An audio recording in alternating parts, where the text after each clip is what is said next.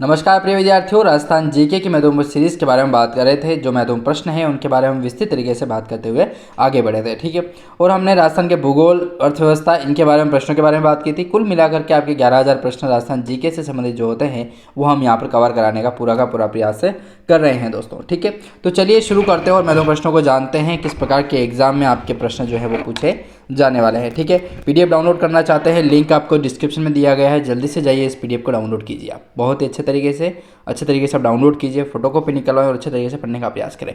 चलिए प्रश्नों की ओर बढ़ते हैं। पहला अध्याय चल रहा है जिसका नाम है राजस्थान संक्षिप्त अवलोकन। इसके बारे में महत्वपूर्ण प्रश्नों के बारे में बात कर रहे थे। फिर हम इतिहास के बारे में बात करेंगे, कला संस्कृति के बारे में बात करेंगे, भूगोल के बारे में बात करेंगे, विविध तरीके से हम बात करेंगे। ठीक है, पहला अध्याय था राजस्थान का संक्षिप्त अवलोकन। इसके अंदर हम बात कर रहे थे महत्वपूर्ण प्रश्नों के बारे में, जिसमें अपना छठा जो प्रश्न है दोस्तों उसके बारे में बात कर रहे थे। ठीक है, तो चलिए प्रश्न की ओर बढ़ते हैं और जांचते हैं कि आपकी तैयारी किस प्रकार की है और हम किस प्रकार से तैयारी करवा रहे हैं। ठीक है, चलिए प्रश्न है आपका 6 नंबर का, जो काफ़ी महत्वपूर्ण प्रश्न है। हाँ, चलिए प्रश्न कह रहा है कि भोरहाट का जो पठार है दोस्तों वह जिसके मध्य स्थित है वह कौन सा स्थान है। पहला ऑप्शन आपका है अचलगढ़ एवं तारागढ़ के बीच। दूसरा ऑप्शन कह रहा है कि गोगुंदा एवं बैराठ के बीच। तीसरा ऑप्शन कह रहा है कि कुंभलगढ़ एवं गोगुंदा के बीच। और चौथा ऑप्शन कह रहा है जरगा एवं अचलगढ़ के बीच। तो जल्दी से प्रयास करें कि भोरहाट का जो पठार है वो किसके मध्य स्थित है। हाँ, इससे पहले हमने प्रश्नों के बारे में बात की थी, इसलिए मैंने उनको स्किप किया है।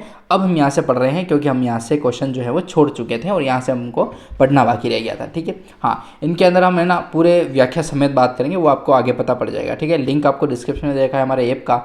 जल्दी से जाए डाउनलोड करें और नोट्स वाले फोल्डर से इस पीडीएफ को डाउनलोड करें। कुल 523 पेज की पीडीएफ होने वाली है। चलिए, हाँ, तो जल्दी से बताइए भोरहाट का जो पठार है वह किसके मध्य स्थित है। ऑप्शन के आधार पर आपको इसका जो जवाब है वो देना है और ये आरपीएससी 2017 का महत्वपूर्ण प्रश्न था दोस्तों। ठीक है, तो जल्दी से प्रयास करें क्या होगा इसका आंसर।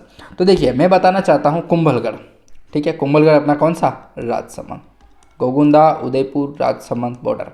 ठीक है, तो कुंभलगढ़ एवं गोगुंदा के बीच जो है दोस्तों वह अपना जो भोरहाट का पठार है वह स्थित है कुंभलगढ़ एवं गोगुंदा के बीच। ठीक है, चलिए इसकी व्याख्या के बारे में बात करते हैं कि व्याख्या क्या कह रही है, वो भी देखना पड़ेगा ना, व्याख्या समेत बात कर रहे हैं हम तो। चलिए, हाँ, व्याख्या कह रही है अपनी। चलिए, हाँ, आंसर नंबर सी इसका जो राइट आंसर था वो हो गया है कुंभलगढ़ एवं गोगुंदा के बीच भोरहाट का पठार स्थित है। भोरहाट का पठार उदयपुर के उत्तर पश्चिम में गोगुंदा व कुंभलगढ़ के बीच स्थित है दोस्तों। ठीक है, यहाँ पर कुंभलगढ़ आ गया है आपके जस्ट उसे उत्तर पश्चिम में। उत्तर पश्चिम मतलब ये तो आपका हो गया पश्चिम, ये हो गया उत्तर और ये हो गया पूरब, ये उत्तर हो गया ना। हाँ सॉरी, हाँ, ये उत्तर हो गया आपका, ये दक्षिण हो गया है, ये पश्चिम हो गया है, ये उत्तर है ना। तो उत्तर पश्चिम की तरफ इस साइड में आपके उदयपुर में जो है वह कौन सा पठार स्थित है, भोरहाट का पठार। ठीक है, ये कुंभलगढ़ हो गया। तो इस सीमा पर जो है वो ये क्षेत्र जो आता है यही अपना भोरहाट के पठार के नाम से जाना जाता है। तो भोरहाट का पठार उदयपुर के उत्तर पश्चिम में गोगुंदा और कुंभलगढ़ के बीच में स्थित है। ठीक है, उड़िया पठार राजस्थान का सबसे ऊंचा पठार है दोस्तों। उड़िया का पठार जो है वह राजस्थान का सबसे ऊंचा पठार है जो गुरु शिखर से जस्ट नीचे स्थित है। ठीक है, हाँ, तो अब बता देना चाहता हूँ इसको उड़िया पठार क्यों होता है। अब देखो कोई भी चीज़ उड़ रही है तो कब उड़ेगी, जब वो कुछ चीज़ जो ऊपर होगी तो ये तो उड़ेगी ना। कोई चीज़ ऊपर उड़ रही है तो उसको हम ऊपर ही कहेंगे ना। तो उड़िया ऊपर, ऊपर उड़ गया जो है वह पठार कौन सा है, तो अपना उड़िया का पठार है। ठीक है, राजस्थान सबसे ऊंचा ही होगा क्योंकि ये उड़ रहा है ना, इसलिए मैं याद रखने के लिए पर्पज से कह रहा हूँ। कोई कहेगा कि सर पठार कैसे उड़ता है, आप तो बता रहे हो, ऐसा नहीं होता है ना बच्चों, थोड़ा कॉमन सेंस यूज़ करें। चलिए 7वां प्रश्न काफ़ी महत्वपूर्ण प्रश्न है कि 1800 ईस्वी में किस विद्वान ने प्रथम बार वर्तमान राजस्थान क्षेत्र के लिए राजपूताना नाम का उपयोग किया था। 1800 ईस्वी की बात चल रही है। 1800 ईस्वी में किस विद्वान ने जो है वह सर्वप्रथम जो है वर्तमान में राजस्थान क्षेत्र के लिए राजपूताना नाम का उपयोग किया था। जल्दी से प्रयास कीजिए इसका आंसर देने का। ऑप्शन आपके सामने है। पहला ऑप्शन कह रहा है कि कर्नल टोड इसका राइट आंसर है क्या। दूसरा ऑप्शन कह रहा है जॉर्ज थॉमस। तीसरा ऑप्शन है मैक्स मुलर और चौथा ऑप्शन है वी स्मिथ। ठीक है, हेड क्लर्क जो वैकेंसी आई थी 2018 की उसमें ये प्रश्न पूछा गया था उस एग्जाम में। ठीक है, तो 1800 ईस्वी में किस विद्वान के द्वारा प्रथम बार वर्तमान राजस्थान जो क्षेत्र है उसके लिए राजपूताना नाम का उपयोग किया गया था। ठीक है, तो जल्दी से प्रयास कीजिए। सही बात है भाई साहब, जॉर्ज थॉमस इसका राइट आंसर होगा। ठीक है ना, हाँ, तो बी ऑप्शन जो है इसका राइट आंसर होने वाला है। जॉर्ज थॉमस जो है दोस्तों उन्होंने ही राजपूताना नाम जो है वह प्रयोग किया था राजस्थान के लिए। ठीक है, चलिए इसके बारे में हम विस्तृत जानकारी के बारे में बात करते हैं कि क्या जानकारी है उसके बारे में बात करेंगे ना, तो आपको समझ में आएगा सारी चीज़ें। ऑप्शन बी इसका राइट आंसर हुआ था। और प्रश्न कह रहा है, अपना आंसर कह रहा है इसका व्याख्या समेत, 1800 ईस्वी में जॉर्ज थॉमस ने प्रथम बार वर्तमान राजस्थान क्षेत्र के लिए राजपूताना नाम का उपयोग किया था। इस तथ्य की जानकारी जॉर्ज थॉमस की पुस्तक जिसका नाम है a military memoirs of George Thomas, memoirs नहीं है, मेमोयर्स, ठीक है, मेमोयर्स ऑफ जॉर्ज थॉमस, जो आई थी दोस्तों 1805 ईस्वी में, उसमें मिलता है। कर्नल जेम्स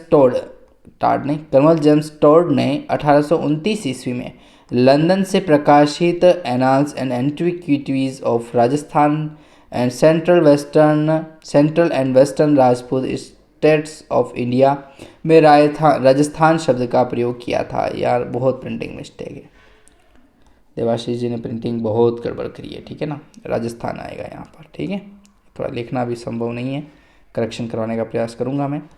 तो राजस्थान शब्द का प्रयोग किया गया था दोस्तों, ठीक है। चलिए अगले प्रश्न की ओर बढ़ते हैं, प्रश्न को देखिए।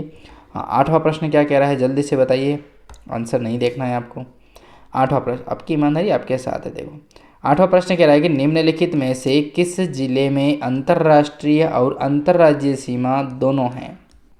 ऐसा कौन सा, निम्न में से बताना है आपको, ऐसा कौन सा जिला जो है वहाँ पर अंतर्राष्ट्रीय और अंतर्राज्यीय सीमा दोनों लगती है।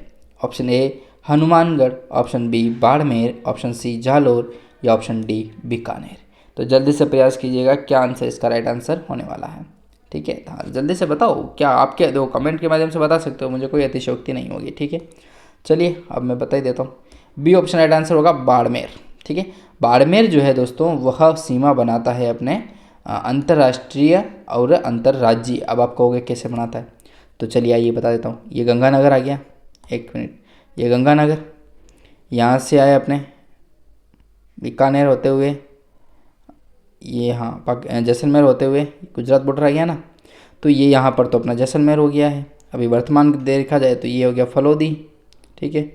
ये आपका हो चुका है बीकानेर, श्री गंगानगर, और ये आ गया आपका बाड़मेर।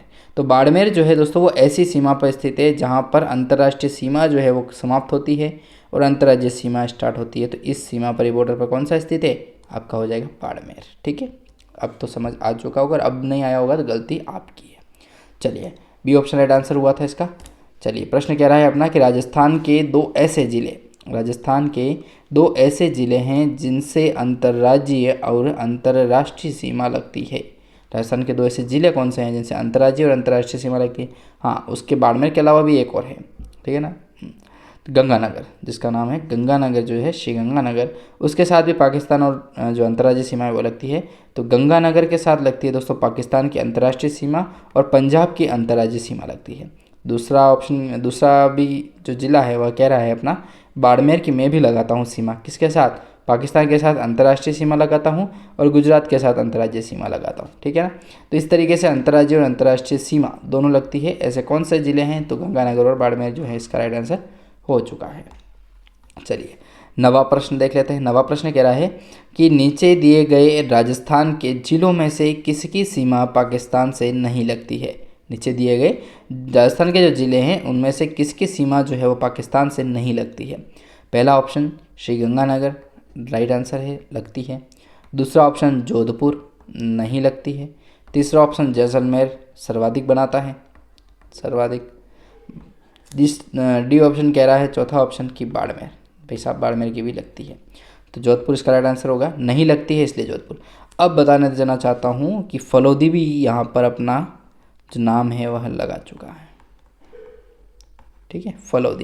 फलोदी किसका भाग है, भूतपूर्व भाग रह चुका है जोधपुर का, ठीक है। जैसलमेर से जगह ली गई जोधपुर के लिए और जोधपुर ने जगह दे दी फलोदी को और फलोदी बना दिया अंतर्राष्ट्रीय सीमा, ठीक है। गंगानगर आए, इधर जैसलमेर आ गया, इधर ये सीमा आ गई, यहाँ पर अपना जैसलमेर स्थित है, इधर जोधपुर आ गया और जैसलमेर ने इतना हिस्सा अपना जो है वो डोनेट किया था जोधपुर को, जोधपुर ने सीमा बढ़ा करके ये यूँ करके फलोदी का बना दिया, ठीक है। बहुत जानकारी मैंने आपको दी है इसके बारे में, ठीक है। चलिए अब कुछ अपन डिस्कशन करते हैं इसके बारे में। चलिए हाँ, बी ऑप्शन राइट आंसर था। राजस्थान राज्य के 4 जिलों की जो कुल सीमा है वह लगाता है 1070 किलोमीटर, ठीक है। ये तो कभी कम होगी नहीं, चाहे नए ज़िले आ जाए या पुराने आ जाए, कोई दिक्कत नहीं है।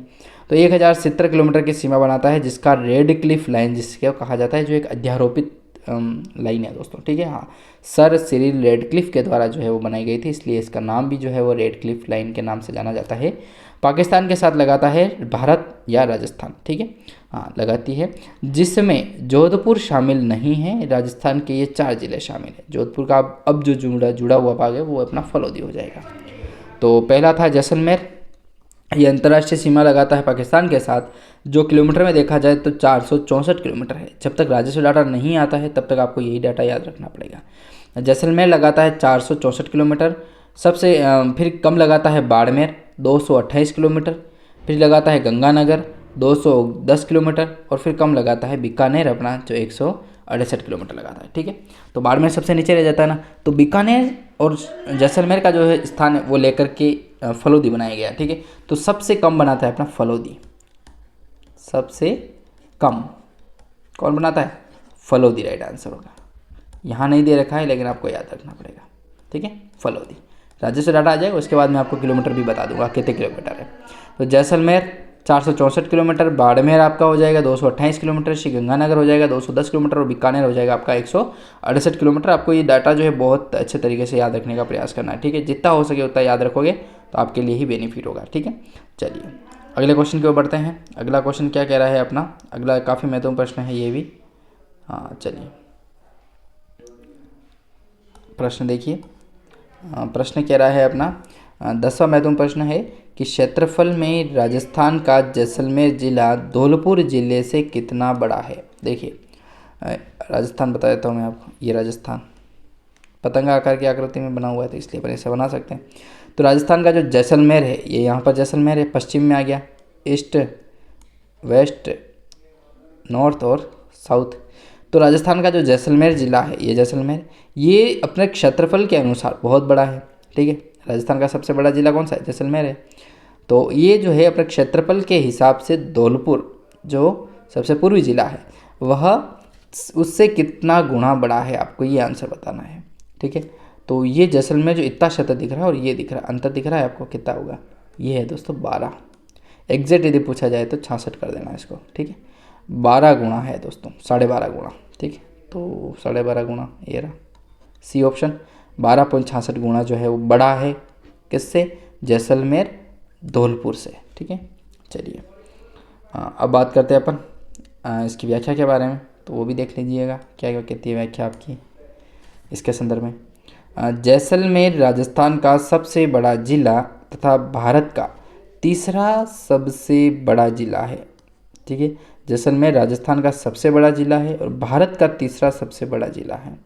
इसका क्षेत्रफल 38,401 वर्ग किलोमीटर है। अब देखिए अब क्या हुआ कि जैसलमेर ने अपना स्थान जो है वो जोधपुर को डोनेट किया है और जोधपुर ने मिला करके उसको फलौदी को दे दिया और फलौदी एक नया जिला बन चुका है। तो ये डेटा अब आपको याद नहीं रखना है, अब नया डेटा आएगा, ठीक है। हाँ नया डेटा आएगा, राजस्व डेटा आएगा, उसके अंदर हम बात करेंगे। तो क्षेत्रफल आपको याद नहीं रखना है जिले का, जैसलमेर का। यदि पूछ लिया जाए, पुराना पूछे, तो आपको याद रखना है ये वाली डेटा, ठीक है। धौलपुर राजस्थान का सबसे छोटा जिला है जिसका क्षेत्रफल 3033 वर्ग किलोमीटर है। इस प्रकार क्षेत्रफल के अनुसार जैसलमेर जिला धौलपुर से 12.66 गुना बड़ा है, ठीक है। राजस्व डाटा आ जाएगा एकदम क्लियर, उसके बाद हम बात करेंगे कितना गुना बड़ा है, लेकिन अभी तक एग्जाम होता है तो उसमें आपको यही याद रखना पड़ेगा, ठीक है। 38,401 किलोमीटर हो जाएगा, 38,401 वर्ग किलोमीटर हो जाएगा जैसलमेर का, 3033 वर्ग किलोमीटर हो जाएगा धौलपुर का। और यदि तुलना की जाए कितना गुना बड़ा है तो जैसलमेर से धौलपुर बड़ा है 12.66 गुना। धन्यवाद।